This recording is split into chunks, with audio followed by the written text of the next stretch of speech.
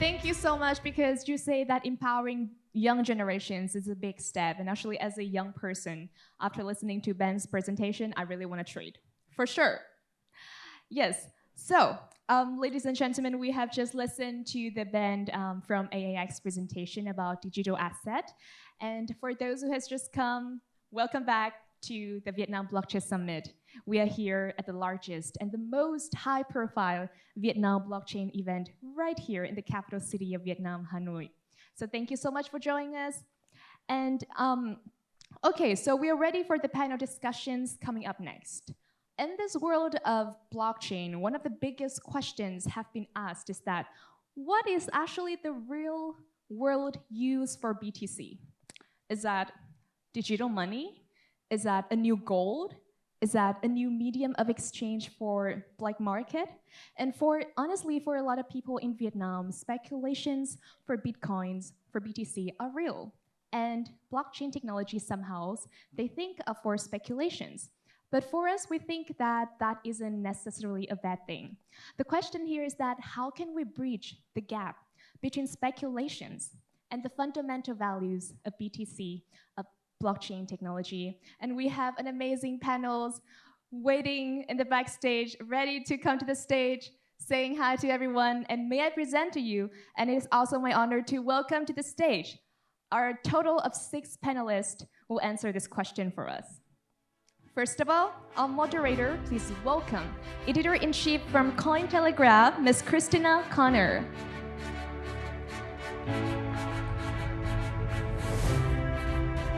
And also, please welcome Head of Financial Services, Bitcoin.com, Mr. Corbin Fraser.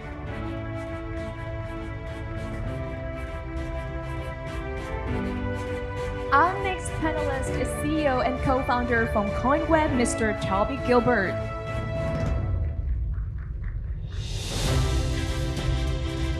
And also, we have CEO from Biconomy, Mr. Dmitry Shalutko. I hope that I don't disappoint you in pronouncing your name. All right. Coming up next would be CEO from Phison.io Web3 Digital Bank. Please welcome Mr. Leo Wu. And we have COO of Aura Network. Please welcome Ms. Pu Chen. Amazing. 6 speakers, 1 moderator, 5 panelists coming up next with a panel discussion bridging the gap between speculations and also some fundamental values of blockchain technology. The stage is yours.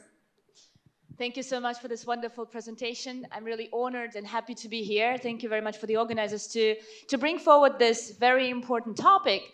I'm really fascinated by the way we had this challenging headline title for the discussion today.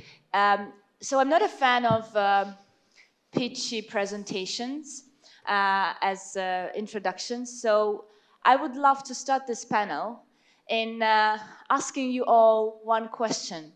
What was your first step into the digital assets and blockchain technology? How did you learn about it? And what was your first impression? So please tell us your personal stories. Should we start maybe from the right side? Okay. Hi everyone, I'm Leo. I started buying Bitcoin like 7 years ago, and I have a tech background. So then I think that this technology is really great, and that's how I start learning coding with smart contract and things. Yeah. Amazing. Dmitry. Yeah, hello everyone. Hello Vietnam. Nice to meet you today. My name is Dmitry Shalutko. I'm the CEO of Biconomy.com. We are a top 50 cryptocurrency exchange in the world. So I came to crypto from the stock markets. I used to be a trader and fund manager on New York Stock Exchange. And it was like in 2014 when I jumped to this industry. So it's quite same as the stock markets right now, and we're building the same structure. Corbin. Yeah, so for me, my name is Corbin Fraser, head of financial services at Bitcoin.com. I've been in the space since 2013. My first foray into the world of Bitcoin and digital assets was actually from a Reddit comment. So Reddit is an online social media platform where you discuss and gossip over whatever news is happening in the world. Is Reddit widely used here in Vietnam?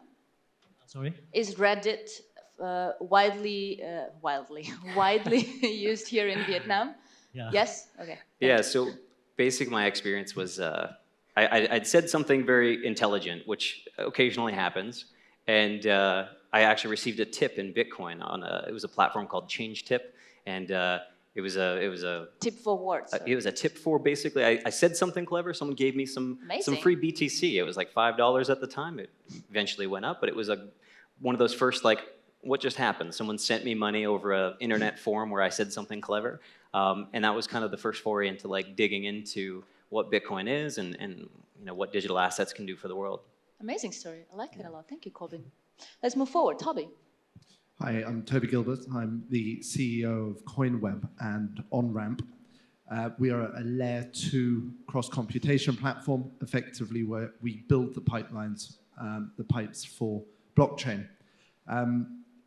Towards the end of 2017, I was sitting on a beach in northern Goa in India, and I was with my business partner from telecommunications at the time, who's about as close to a genius as you will ever meet. His early papers on artificial intelligence were published by NASA and the US Department of Defense, and it's still used as their core technology. And as I was sitting on this beach, he was explaining to me about blockchain technology and what was needed to happen for it to ever gain some real traction. And he was explaining problems around scaling security whilst maintaining decentralization, ergo what is commonly referred to and known as the blockchain trilemma today. And it got me hooked. And we embarked on this mission to solve those problems pretty much in the technology that we're shipping now, which then creates the infrastructure for a lot of the trading and all the different businesses that you guys are all involved in. Beautiful. Thank you, Toby. Tu. Hi, yeah, this is Tu. So my first experience with blockchain was in 2017. So we did a blockchain for enterprise project, also a startup. And then we saw more potentials to digital asset and blockchain beyond the private sector. So we decided to found our network. We are kind of newbie. We founded the project last year. So our project is a layer 1 scalable infrastructure, and our project, we want to build the Internet of NFTs. So we got a little bit inspired by the IoT term, the Internet of NFTs, where NFTs are all connected. Internet of NFTs is amazing formulation. I like it. Yeah, I think there are so many amazing areas that blockchain can make the difference. Internet of Things. I've been before in the energy sector a lot, and just to tell you my story. So I basically in 2017 I was finalizing my second master degree and was searching for some new opportunities, and I was asked by my former colleague from a business paper whether I know someone who would be interested in dedicating like 3-4 hours per day to this digital assets publication. And I was like, well, I don't know anyone to give you, but maybe I can try out. So it started as a part-time adventure. Obviously, within a month, it became even more than just full-time job. It's like 20 hours per day. And here we are. And I started when Bitcoin was 2,000, and then in 4 months, it became 17. And I was repenting. I didn't invest as soon as I joined. We are talking today about bridging the gap between speculation and fundamental value. So I would love first to define what is this fundamental value we're talking about. For me, when I joined Cointelegraph, that is one of the biggest and oldest education platforms, news outlets in the space. Now, a mission from the start was to bring this awareness about the potential of the blockchain technology to decentralize decision-making and to bring more efficiency to the most challenging issues that our world is encountering, from climate change to financing the unbanked, and all the range of topics that could be changed with the blockchain technology. So my question to you is, how do you see the fundamental value of blockchain, digital assets, and the whole ecosystem? Whoever wants to start. Ladies first. Okay. Ladies first, I guess. So in the digital assets ecosystem, from my experience, the NFT is crucial. Right now, the NFT is kindly a niche market. So because the title of the event is the Shaping the Future, so I think that we can talk about a more visionary, a more in long term, what are the values of NFTs. Many people have heard that it's digital art, it's like game objectives, but there are much more to it. And we believe that NFT can unlock a lot of values. Imagine like our resources, the physical resources right now. One day it can be spent off, and what is left for us? Maybe it's NFTs. So there's a lot of. Is it a good thing or bad thing? If all we will... Maybe there is more to sandbox, for example. So maybe that the resource it goes away, but NFTs is left. There's still value for the users, for the community, for the people. And we believe who won't that be there anymore if there will be only NFTs, right? maybe both that coexisting, but NFT can also bring like more chances to the developing countries. For example, Vietnam, the movies, the IP owners, the entertainment, they have the chance to go to a global playground. So the value of NFTs, maybe right now it still are not exposed. But in the future, there are much more to its digital assets, NFTs. Amazing, thank you very much. Well, I agree that the Web3 creative economy is definitely a great opportunity for the artists, creators, journalists, and those who do not have access to centralized platforms. So let's move forward. Toby, what's your take on the fundamental value of blockchain and digital assets? Okay, I get asked the question a lot. Is blockchain technology really useful, and are digital assets scammy? And are there problems with digital assets? They implode, they have very big highs, they have very big lows at the same time. And just to clear up any fundamental misconception, blockchain technology and digital assets are inextricably tied together. So I don't know, I try not to teach anyone in the room to suck eggs, but blockchain technology is a decentralized technology whereby unconnected parties are verifying transactions, and to remunerate, to pay them to run that process, which it covers both CapEx and OpEx for the equipment to carry it out, and also the cost, the electricity of mining it or validating it. There needs to be a value there by way of terms of remuneration. So blockchain technology and digital assets are inextricably tied together. But to directly answer your question, I think digital assets have, and the token economy has the potential to change the world. And before that happens, I think it needs to refine somewhat. I think the space needs to grow up. And I think that true potential needs to be realized. And I think we're on a journey to make that happen. But it's not going to be a smooth journey, as we saw what happened with Terra the other day. And I'm pretty sure there are going to be some other horror stories that are going to come along. But without those experiences and refining this asset class, and we're never going to actually end up where we're all needing and wanting to be. Thank you. I like the skeptical optimism of yours. Try to give you a balance view today. See that you're British, yeah. Bit salty. Dimitri, I'm really curious to know your take on this, because exchange businesses is pretty challenging these days. So how do you still purify the fundamental value of blockchain for yourself while operating an exchange, chasing top 50, top 10, top 5, top 1? How do you balance? Yeah, thank you for this one.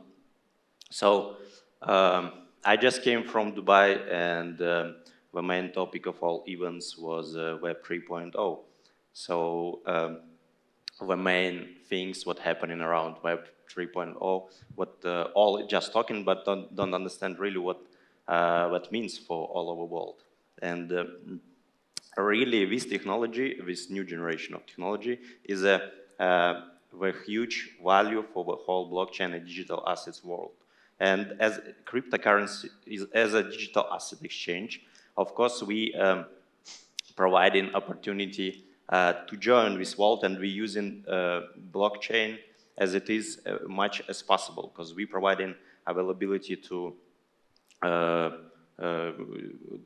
for the users to use this power to make kind of things with it, and use our different blockchain based on blockchain products.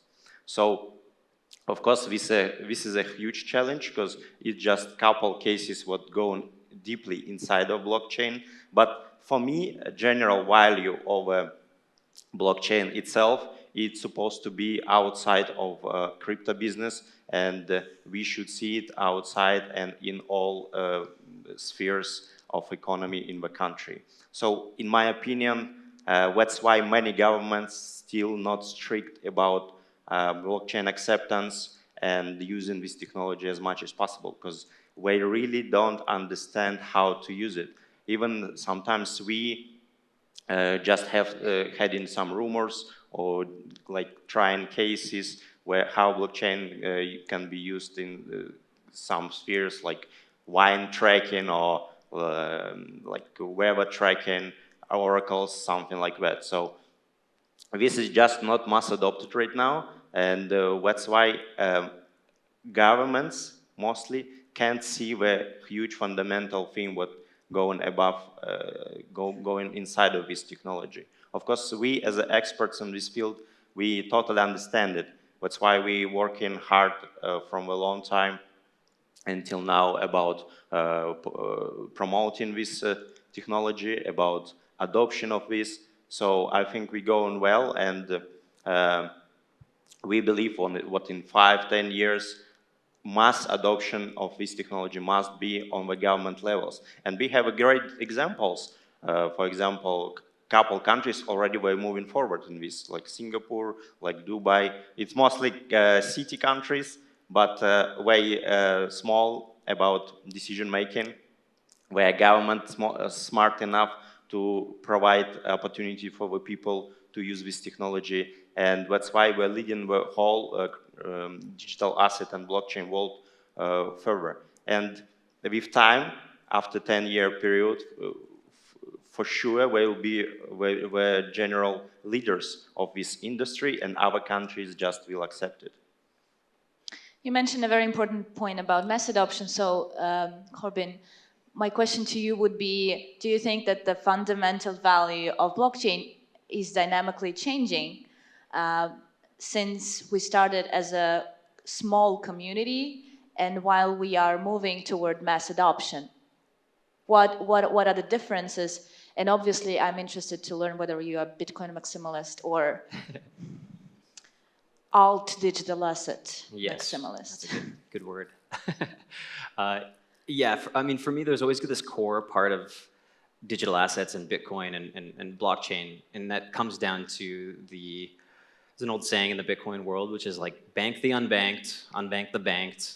I mean, I'm Canadian, our banks are fine, aside from maybe customer service being horribly slow. I'm in a country where I don't really have to worry too much about, you know, the banking issues there. But I think what blockchain does and what digital assets provide is the ability for users to hold their funds in a non-custodial wallet. They can take their assets anywhere in the world. It's unstoppable. If you go visit China and China takes your phone and they take your clothes and they take your shoes, and you decide, well, as long as I got those 12 words in my head, I can walk out of this country at some point with all my digital assets with me. And I think for some people that's a scary thought, but I think for others it's empowering. I think, we're in Vietnam. I think, Uncle Ho Chi Minh, he would love the idea of blockchain technology. How many of you here have ever forgotten one of those 12 words? Oh, thank you. Yeah, well, it happens. Write it down somewhere in a safe place. I would say that it evolves, though. Like, going to what you were saying, the evolution of, say, the fundamental value has continued to evolve. And we see that, at Bitcoin.com. Bitcoin.com, we support more than just Bitcoin. We have Bitcoin, Ethereum, Avalanche we just launched. We've got Bitcoin Cash. We've got ERC20s. We've got stable coins.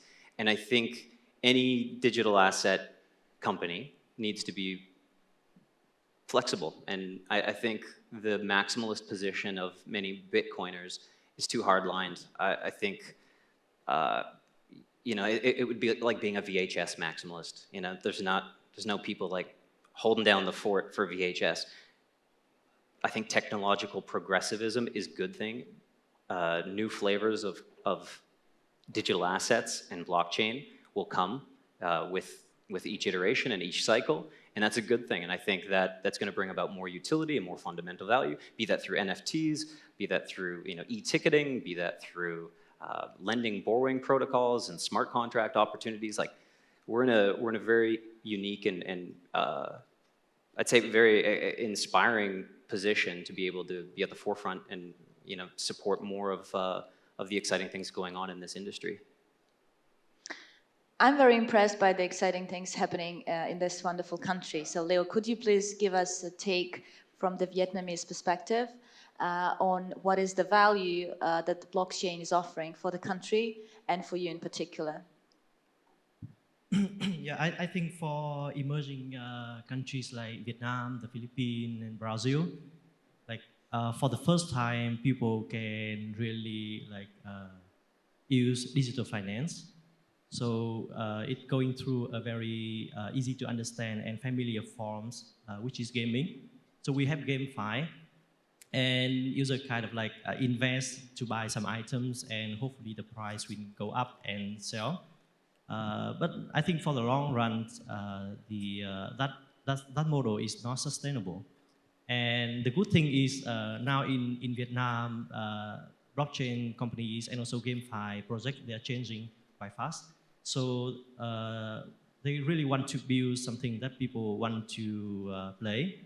They focus on the gameplay, the game story, and making money is secondary. Yeah, so I think blockchain bring a lot of potential for markets like Vietnam, and it serves unbanked people and underserved people in the area that has not infrastructure for example, for trading, because for stock trading or commodities trading, it is very difficult for them to access. Yeah, so I think blockchain and crypto bring huge potential. Yeah. Thank you very much, Leo. Okay, we are moving toward the tough part. Nobody mentioned speculation. Thank you for that.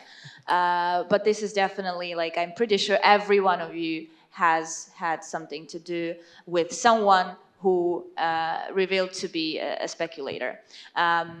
Is it a human nature? Is it we're talking about emerging technologies, is it a feature of an emerging area? Is it something else? Is it lack of regulations? Who are those actors who bring more speculation to the space? I want your take on that.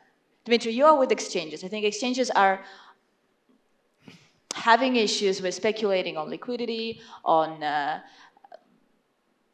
different indicators of performance, because again, it's always about competition. So how do you see the space from this perspective, and how do you see the potential of clearing it out of speculating actors? Yeah, thank you. I think some people can think what digital asset exchanges can be drivers of speculations, because we actually platforms what provide this availability to speculate and like trade. But anyway, in my opinion, I just thought a little bit about this topic. In my opinion, normal speculation, what means like up to 50% above current market price, we can say, it should be on the market, because we can go to like any local market to buy apples or something like that. We will also find out some speculation over there. So you can find apples for 5,000 dongs here is for 7, here is for 10,000. So this is also speculation, but it's like same apples, but for different prices. And this is actually where this speculation is moving trading forward, even on the Apple example. So this is the same for digital assets, and people, sometimes we need this speculation. We must speculate because it's a part of a game. It's rules of whole economy. We can find out it in the stock market, and same goes on our platform and ours. So this is how it works, and this is how it works in future anyway. So if we have, of course, speculators who doing illegal arbitrage or something like that, of course we doing some measures against them, because this can be painful for our traders. So our market should be clear, and we are providing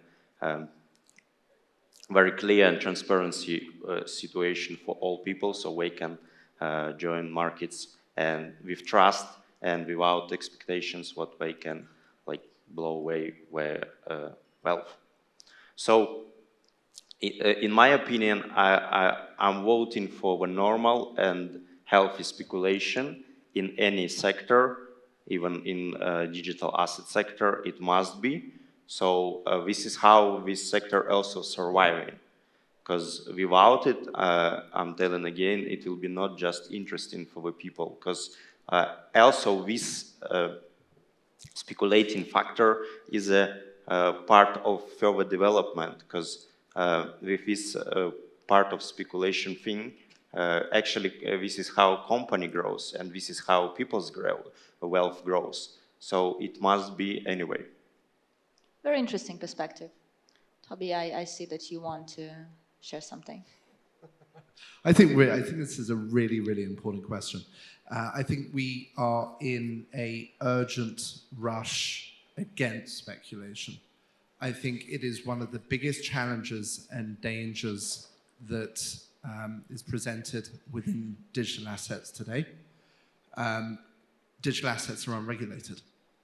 And you mentioned the stock market earlier. It's a regulated marketplace. Every time we've listed our token, and every time I've been involved in any token being listed, we need a legal opinion. And the legal opinion clearly states that this token is a utility. It is not a security. It has fundamental use cases and value outside of speculation. If it falls into the speculative bracket, it is a security. And that's when you're going to have the likes of the SEC crawling down everybody's throats. It's going to give them the option to try and shut this industry down. So in conclusion, I think we're in a rush against speculation where the real utility of digital assets, of tokens, becomes apparent, that they're actually going to be proved to be used within protocols, delivering value, or they're on a loyalty basis, that they're actually redeemable within their own ecosystem and thus can prove usability and utility once again.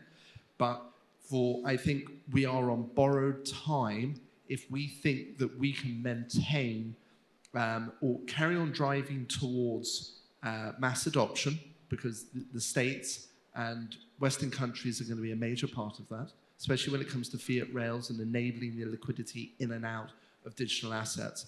And it's not going to take long for the game to be up, whereby the vast majority of tokens are purely speculative, and we think we're going to get away with that for very long. We're not. So we are in a rush against speculation, in my opinion. And I think it's beholden on all of us here that are in the industry, that are leaders within this industry, to really push that along. Otherwise, we're sleepwalking into a potential disaster. Thank you, Toby. Let's move toward NFTs. That definitely is a very trendy topic. And you mentioned an amazing potential of NFTs, so digital certificates for so many applications. And still we see this FOMO approach from so many communities and so many celebrities who do not know much about the blockchain technology but want to get into NFTs. Is it about speculation? Is it about something else? How do you see protecting the NFT space of this unsavvy and unliterate approach?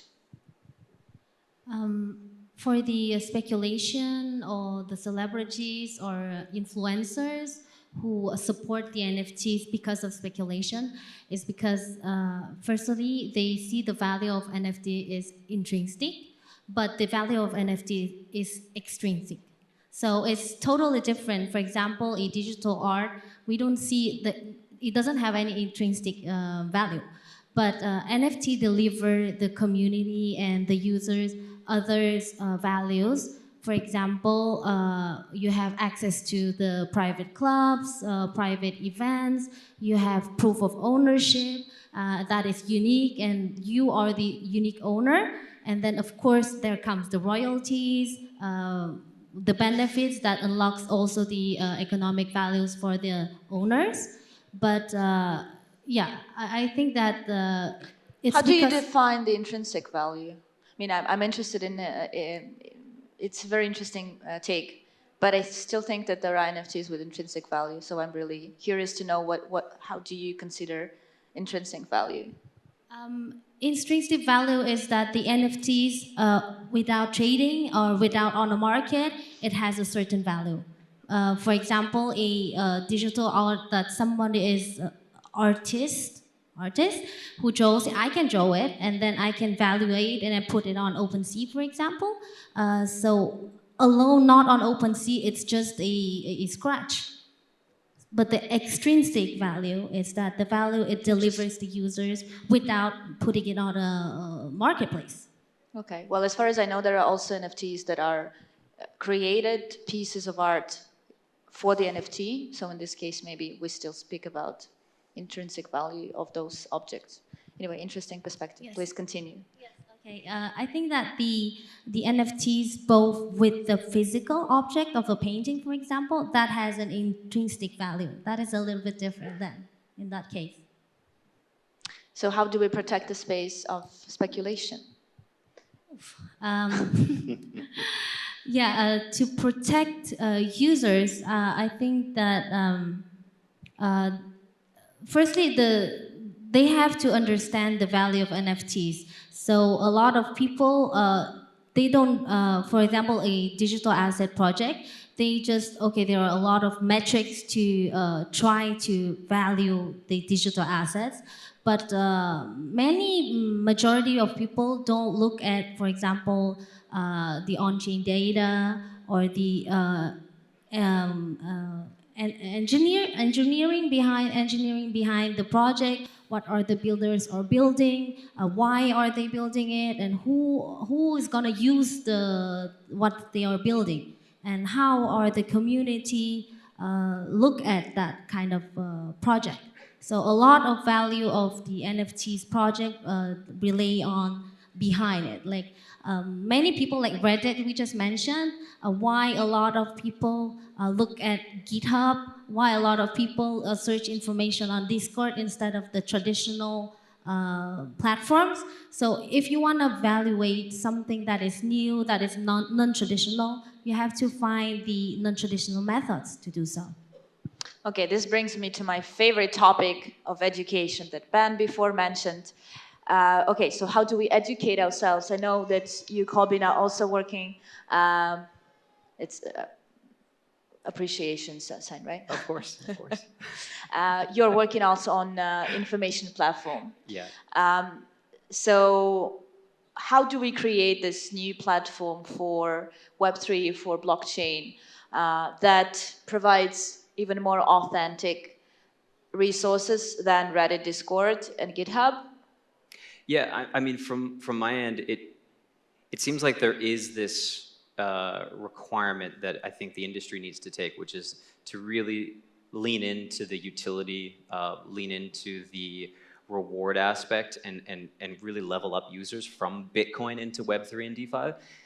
The current situation with DeFi and Web3 is that there's stagnant growth happening right now. We're not seeing as many people joining Web3 and DeFi this month as we did 6 months ago or 12 months ago. DeFi summer in 2020 was like the big, hockey stick of growth. It was exponential growth into Web3 and DeFi, but we've seen it kind of top out.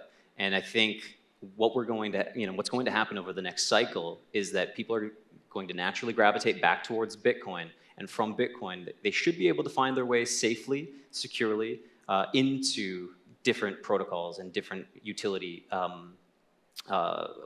opportunities, be that through like NFTs, be that through yield opportunities. But I think they're going to come through Bitcoin first and then graduate from Bitcoin. Now, that's a great opportunity for other projects to level users up and get them from Bitcoin, which is kind of the zero right now. Bitcoin is default. Most people talking about digital assets are often talking about BTC, but that's not where the future of crypto is. Sorry, digital assets. It's where the future of, everything's going to start from there and work its way over towards. But do you think it will be lasting like this? Will it always be Bitcoin? Or I don't even remember the name, like the first internet, how you call it, these boxes, like that, we don't even remember what is it. The little modems, dial-up modems. Yes. Yeah. So will Bitcoin at some point become this relics of the space, or? I think it could be, and okay. I think the only way for that change to occur is actually with speculation. So I would take the stance that speculation is kind of good. Like, nobody in this room is here because they're interested in Bitcoin always being the same price. Speculation is kind of required in order for potential I think we call it volatility. I wouldn't say that's utility either, but it's volatility. Volatility. Yeah, I would Better say it's one of the reasons that a lot of people come into this space is there's that greed component or that potential future opportunity that they can get in early. But I wouldn't say that that's necessarily beneficial. It is just a symptom more than anything. Leo, what's your take on the? Yeah, somehow I kind of agree with Kobe in a way that I think speculation is somehow a human nature. Like, it happens for everything. For example, if you buy a real estate, of course you expect to sell it at a higher price in the future. And education is important actually to protect the investor, because even like simple thing like finance 101, not just in crypto but in general, will help the investor to see the nature of the project so they can have like more accurate decisions. And of course, to protect the investor, the regulator also need to move fast, and also the media can also play an important role. And for the project itself, it can save the investor by something like vesting mechanisms, tokenomics, for example. And I think that the education for investor is important in a way that we can, like for good project, we can assist investors to focus more on the long-term project that can bring really a positive impact in the future. Yeah, and also we also need like a really good business model, like a revenue model for blockchain projects. For example, in Phaizen, we have a vision like in 10 years to become a digital bank, because we believe that in a decade from now, the biggest bank on the planet Earth will be a crypto-centric bank. But for the next 1 or 2 years, we need some kind of like revenue. And at the moment, we are just like a e-commerce app that sell products and service to crypto users. Yeah, so to have a business model that can bring revenue, then you grow the products slowly. Yeah, that's how I think we can protect the investor those projects. Thank you very much, Leo. I just felt the smell of strawberries. Does anyone feel it? Okay, my last question to you. I'm traveling a lot to different conferences, events, and community projects around the world. And I feel like we actually have different communities within the space. So there is a more speculative one, maybe the one that is more related with trading.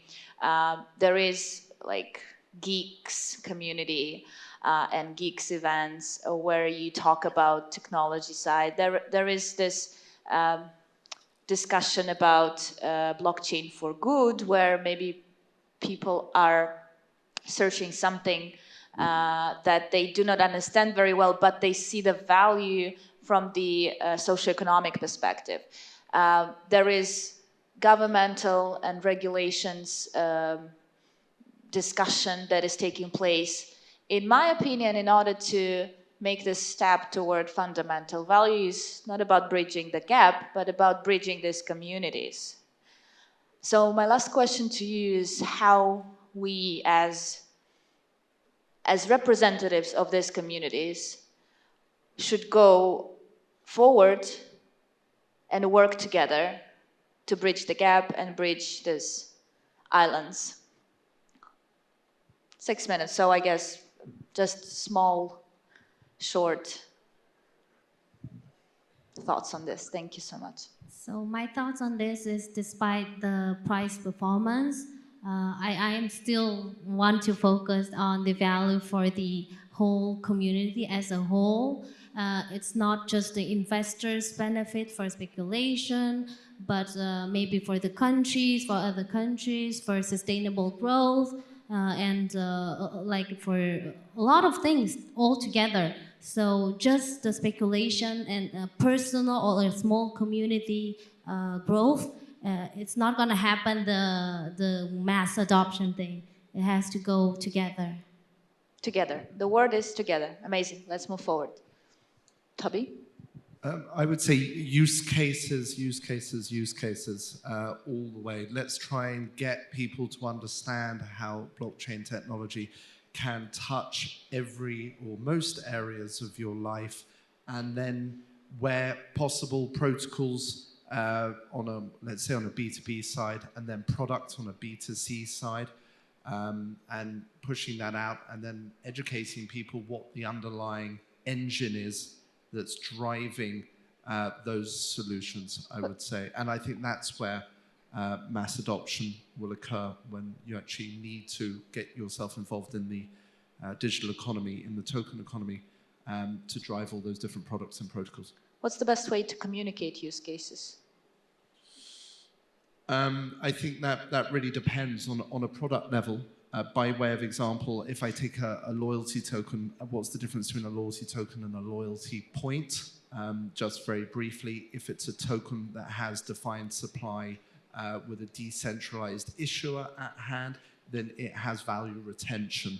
And then educating people that, for example, if you have an airline point, you don't actually own that airline point. That can be taken away from you. That program can be cancelled. They can issue more of them at will.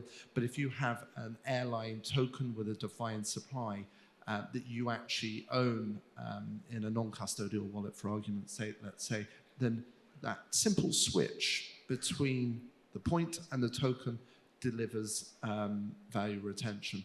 And that's something that blockchain can deliver upon. Just one use case. Thank you very much. In my opinion, it's about relatability in the end. It's not about even maybe understanding the technology behind, but it's about the relatability to every human being. Corbin, what's your take? Yeah, I mean, for me, blockchain and digital assets, there's still humans behind all of this. You know, smart contracts, the AI, everything that's happening, there's still a human layer to it. And I think the one thing is we need to evolve past some tribalism, work together as a community, build out some of these bridges to support more reward utility across chains, across communities.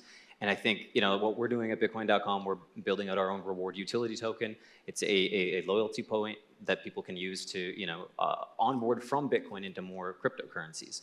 And, you know, this is our opportunity to onboard more people. But, you know, I think what we're doing is focusing on the multi-chain. And I think more digital asset companies need to really consider not being so tied to one chain, but rather being more open to what's happening everywhere around the entire blockchain digital asset community.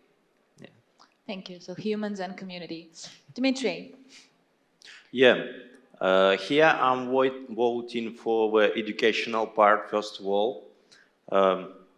I can truly tell you what no one bank in the world don't provide such educational level of especially financial education, what digital asset companies, blockchain companies, digital asset exchange is doing right now on the market.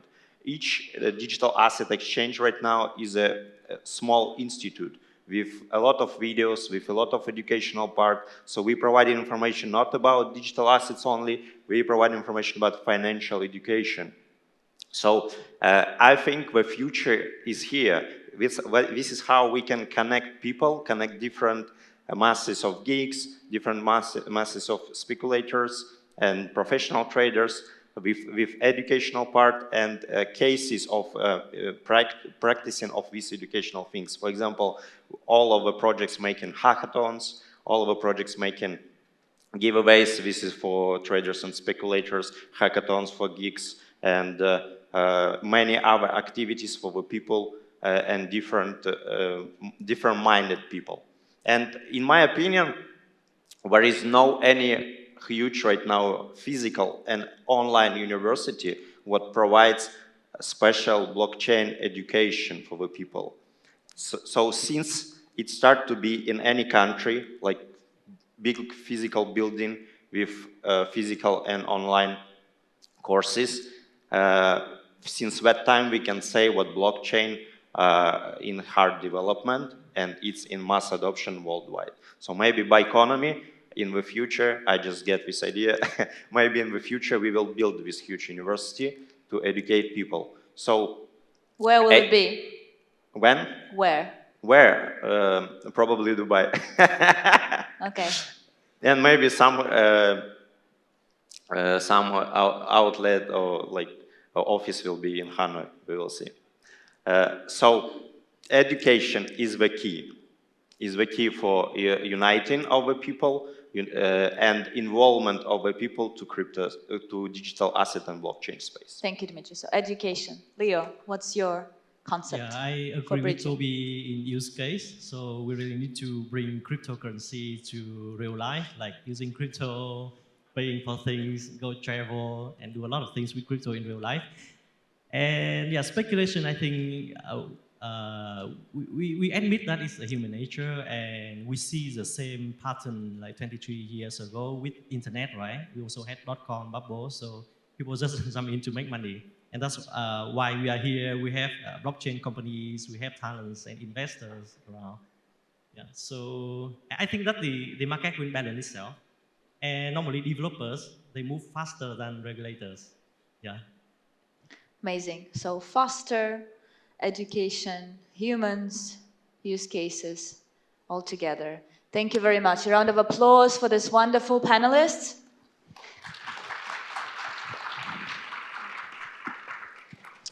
And I'm proud we ended up just 1 second before our time ran away. Thank you so much. Thank you. Thank you. Let's go.